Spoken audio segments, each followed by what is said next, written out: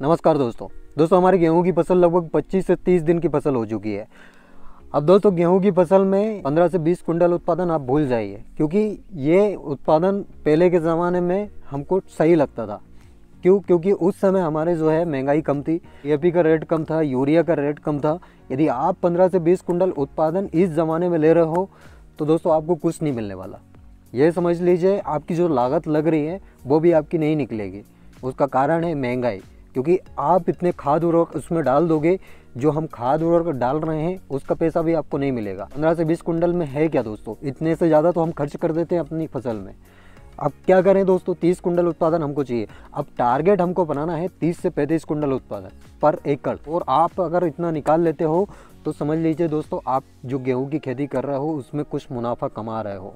और अदरवाइज़ दोस्तों आपकी फसल में 15-20 कुंटल उत्पादन हो रहा है तो आप खेती करना छोड़ दीजिए। क्योंकि आपको कुछ भी नहीं मिलेगा। ये मेरा प्रैक्टिकल क्यों हुआ है दोस्तों, क्योंकि इतने से ज़्यादा हम खर्च कर रहे हैं और यदि उस जगह पे 15-20 कुंटल हो रहा है तो हमको कुछ नहीं मिलता है। अब दोस्तों बात ये है कि 30 प्लस उत्पादन ले कैसे, ऐसा जादू टोना करें या ऐसा कौन सा उर्वरक फेंक दें कि भाई फसल जो है खूब बढ़िया झड़ने लगे और 30 प्लस उत्पादन हो। तो आपको कुछ नहीं करना है। नॉर्मल गेहूं की खेती सभी लोग करते हैं, सभी अच्छी खासी मेहनत करते हैं, हर एक किसान भाई मेहनत करता है, लेकिन भैया उत्पादन उन्हीं को मिलता है जो सही समय पे मेहनत कर रहे हैं, सही समय पे खाद और उर्वरक डाल रहे हैं। अब सही समय कौन सा है ये तो हमको पता ही नहीं है दोस्तों। सही समय का मतलब ये है जब गेहूं को जिंक की कमी है तो उसमें जिंक डालें।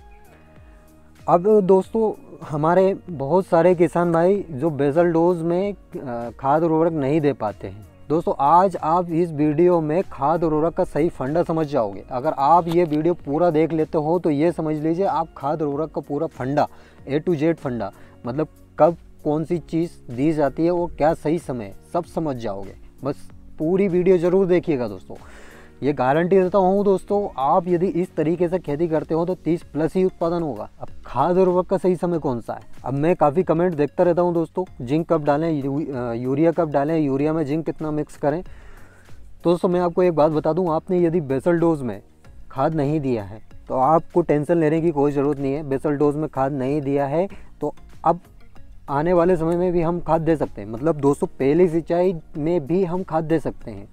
बेसल डोज में क्या दिया जाता है, MOP दिया जाता है, DAP दिया जाता है, यूरिया दिया जाता है, जिंक दिया जाता है, सल्फर दिया जाता है। मतलब जितने भी खाद हैं वो सब बेसल डोज में ही दिए जाते हैं। और ये क्यों दिया जाता है, ताकि जो हम पहली सिंचाई करते हैं उसमें हमारा जो है खाद अच्छी तरह हमारी गेहूँ को लग जाए। अब वो हमने नहीं दिया, अब क्या डालें, कौन सी चीज़ डालें। पहले पानी में भाई यूरिया हम डाल के सिंचाई कर देते हैं। तो सुनो दोस्तों, गौर से सुनना, ध्यान से सुनना है ना, ये बात आपके लिए बहुत ज़्यादा इन्फॉर्मेटिव है और इम्पोर्टेंट भी है। गेहूँ की जो स्टेज है 25 से 30 दिन वाली, यही स्टेज आपका उत्पादन डिसाइड कर देगी। कैसे करेगी दोस्तों, बेसल डोज में DAP और यही सब दिया जाता है। अब हम जो पहली सिंचाई कर रहे हैं, पहली सिंचाई कब की जाती है, CRI स्टेज में, यानी ग्राउंड रूट इनिटेशन स्टेज। इसका मतलब है गेहूं में जो जड़ें निकलती है उस समय हमारी पहली सिंचाई की जाती है, उस समय गेहूं में पहली सिंचाई की जाती है। अब दूसरी सिंचाई कब की जाती है, टिलरिंग स्टेज में, यानी 40 से 42 दिनों में। अब जो पहली सिंचाई हम कर रहे हैं उससे पहले ही आपको सारे कार्य करने हैं, मतलब जितने भी खाद और उर्वरक आपको देने हैं जो बेसल डोज में आप नहीं दे पाए हो वो आपको कब देने हैं, पहले पानी में। दोस्तों पहले पानी में हमको कौन कौन से खाद देने दोस्तों, ये उनके लिए है जो बेसल डोज नहीं दे पाए हैं। सबसे पहले आपने यदि बेसल डोज में यूरिया नहीं मिलाया है तो आपको यूरिया मिलाना है। इनकी क्वांटिटी भी मैं बताऊंगा कि कितना मिलाना है, पहले समझ लीजिए क्या क्या आपको मिलाना है। यूरिया आपको मिलाना है, जिंक आपको मिलाना है, सल्फर आपको मिलाना है, और इसके अलावा पोटास आपको मिलाना है। दोस्तों सल्फर तो आपको मिलाना ही है, ये सल्फर बहुत काम की चीज़ है। सल्फर क्यों काम की चीज़ है, क्योंकि जो हमारे गेहूँ की फसल में जो 3 रोग लगते हैं, ब्राउन रस्ट, ब्लैक रस्ट और येलो रस्ट, सल्फर ये तीनों रोग आपकी फसल में नहीं लगने देगा। अब ये सल्फर आपको मिलाना ही है, बाकी आप नहीं मिलाओ तो चलेगा, लेकिन सल्फर आपको डेफिनेटली मिलाना है। इसके अलावा दोस्तों जिंक आपको 15 kg पर हेक्टेयर के हिसाब से देना। अगर एकड़ में कन्वर्ट करें तो 6 किलोग्राम प्रति एकड़ के हिसाब से आपको जिंक डालना है। ये कब डालना है, ये कब का बता रहा हूँ दोस्तों, पहली सिंचाई यानी पहले पानी जब आप लगाते हो तब आपको ये देना है। जिंक हमने ले लिया 6 किलोग्राम। इसके अलावा दोस्तों सल्फर आपको कितना लेना है, 15 किलोग्राम। 15 किलोग्राम दोस्तों ये लिख लो, भले आप नोट कर लो, लेकिन जो मैं क्वांटिटी बता रहा हूँ उसी हिसाब से आपको डालना है। एमओपी दोस्तों आपको 20 से 30 किलोग्राम प्रति एकड़ के हिसाब से डालना है। नाइट्रोजन का क्या फंडा है, नाइट्रोजन कितनी डालें, तो सुनो दोस्तों, नाइट्रोजन जो दी जाती है यानी 150 किलोग्राम, यानी 150 से 160 किलोग्राम प्रति हेक्टर के हिसाब से दी जाती है नाइट्रोजन। अब हम उसको 3 टुकड़ों में बांटें तो जो बुवाई के समय जो नाइट्रोजन दी जाती है, वो नाइट्रोजन दी जाती है उसमें आधी मात्रा जो है बुवाई के समय दी जाती है। यानी हम 150 किलोग्राम यदि नाइट्रोजन दे रहे हैं तो उसमें आधी मात्रा यानी 75 केजी हमको कब देना है, बुवाई के समय। और यदि आप बाई चांस बुवाई के समय नहीं डाल पाए किसी भी कारणवश, तो अब आपको पहली सिंचाई में कितने डालना है। तो दोस्तों जो बुवाई के समय हम नाइट्रोजन नहीं डाल पाए वो आपको पहली सिंचाई में डालनी है। मतलब दोस्तों यदि आपके पास 3 पानी है, मतलब आप अपनी गेहूं में 3 पानी निकाल सकते हो, तो आपको 2 भागों में बांटना है नाइट्रोजन को। आधी मात्रा जो है पहली सिंचाई में देनी है और आधी मात्रा दूसरी सिंचाई में देनी है। यानी 75 केजी जो है आप पहली सिंचाई में डालोगे और 75 केजी दूसरी सिंचाई में डालोगे। ये कब का बता रहा हूँ दोस्तों, जब आपके पास 3 पानी अवेलेबल हो तब। और यदि दोस्तों 3 पानी आपके पास नहीं है, सिर्फ 2 ही पानी आप अपनी गेहूं में निकाल पाते हो, तो आपको जो नाइट्रोजन की मात्रा है वो लगभग 50-50 केजी ही रखनी है, ज़्यादा नहीं रखनी है। क्योंकि ज़्यादा रखते हो तो उस कंडीशन में भी दोस्तों जो हमारा गेहूँ है वो पीला पड़ने लगता है।